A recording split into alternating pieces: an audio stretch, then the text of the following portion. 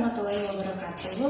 Halo teman-teman, perkenalkan nama saya Julianti Puspita, NPM 1850243, salah satu mahasiswi Universitas Pasundan Bandung, Fakultas Keguruan dan Ilmu Pendidikan Ekonomi.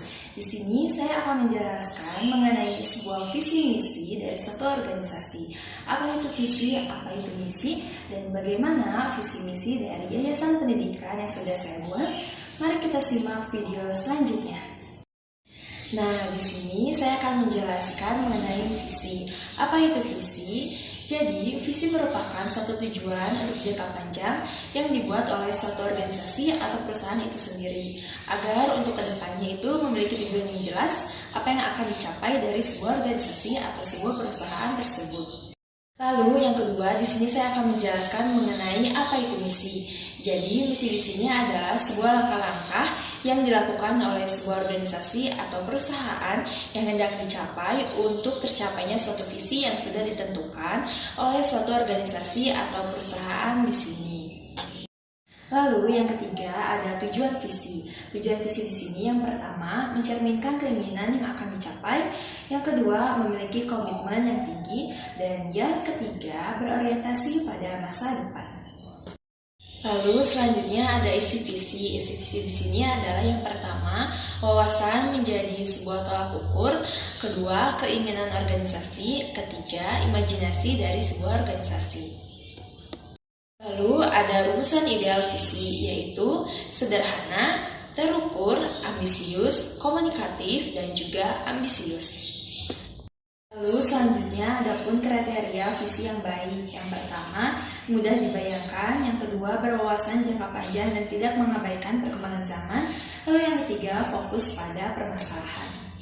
Dan yang kedua ada misi. Misi di sini adalah langkah-langkah untuk mencapai sebuah visi. Adapun unsur misi yang pertama untuk mencapai sebuah visi, lalu yang kedua suatu strategik yang dilakukan dalam jangka pendek maupun jangka panjang untuk pencapaian sebuah visi. Lalu adapun cara merumuskan misi. Yang pertama melibatkan pihak-pihak yang berkepentingan, yang kedua menyelaraskan kegiatan utama dengan sumber daya yang ada. Nah, setelah kita mengetahui teori dari visi dan juga misi, maka selanjutnya di sini saya akan memaparkan bagaimana visi dari Yayasan Pendidikan yang sudah saya buat. Visi dari Yayasan Pendidikan yang sudah saya buat yaitu mewujudkan sekolah yang unggul, religius, inovatif, berbudaya lingkungan, dan mampu bersaing di tingkat nasional maupun internasional. Lalu, di sini ada misi Yayasan Pendidikan. Yang pertama, melakukan tindakan sesuai dengan tuntunan agama dan peraturan yang berlaku. Kedua, mengembangkan cara berpikir logis, kreatif, dan kritis. Ketiga, melaksanakan pembelajaran yang aktif, inovatif, kreatif, efektif, menyenangkan, sehingga peserta didik dapat berkembang menjadi pribadi yang utuh. 4. Meningkatkan prestasi akademis dan non-akademis. 5. Menjalin kerjasama antar sekolah di tingkat nasional dan internasional. Selanjutnya, yang keenam, mengembangkan budaya lokal ke tingkat nasional dan internasional. 7. Menyikapi diri dengan jujur, tanggung jawab, disiplin, kerja keras, dan mandiri. 8. Menumbuh kembangkan kepedulian terhadap lingkungan dan menjaga kelestariannya. 9. Mewujudkan lulusan yang cerdas, menguasai ilmu pengetahuan dan teknologi, yang siap untuk melanjutkan ke jenjang pendidikan yang lebih tinggi, serta menyumbangkan diri bagi kesejahteraan bersama. 10. Menggali serta mengembangkan bakat dan minat peserta didik pada bidang keterampilan untuk mewujudkan pribadi yang siap bersaing dalam era globalisasi.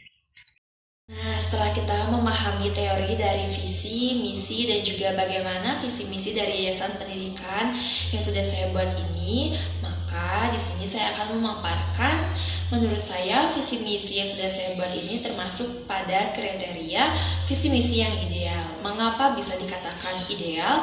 Karena visi saya ini sudah memiliki tujuan yang jelas untuk organisasi yang sudah saya buat, lalu juga berorientasi pada masa depan, sederhana, memiliki ambisius, dan juga memiliki tujuan dan dapat dikomunikasikan ke seluruh masyarakat atau kalangan-kalangan masyarakat luas.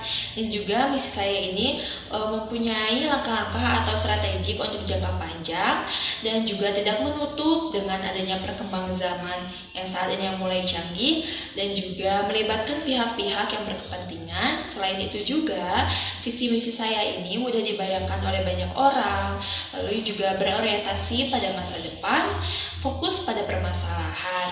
Maka menurut saya visi misi yang sudah saya buat ini termasuk kriteria yang ideal. Nah, setelah kita mengetahui semuanya dari teori visi misi, lalu juga bagaimana visi misi dari yayasan yang sudah saya buat, lalu juga apakah visi misi saya ini termasuk kriteria yang ideal, maka di akhir video ini saya ucapkan banyak terima kasih kepada teman-teman yang sudah menonton video saya. Semoga video ini sangat bermanfaat bagi teman-teman yang membutuhkan dan juga menambah wawasan pengetahuan untuk teman-teman. Dan juga jangan lupa untuk like dan komen video ini. Terima kasih. Wassalamualaikum warahmatullahi wabarakatuh.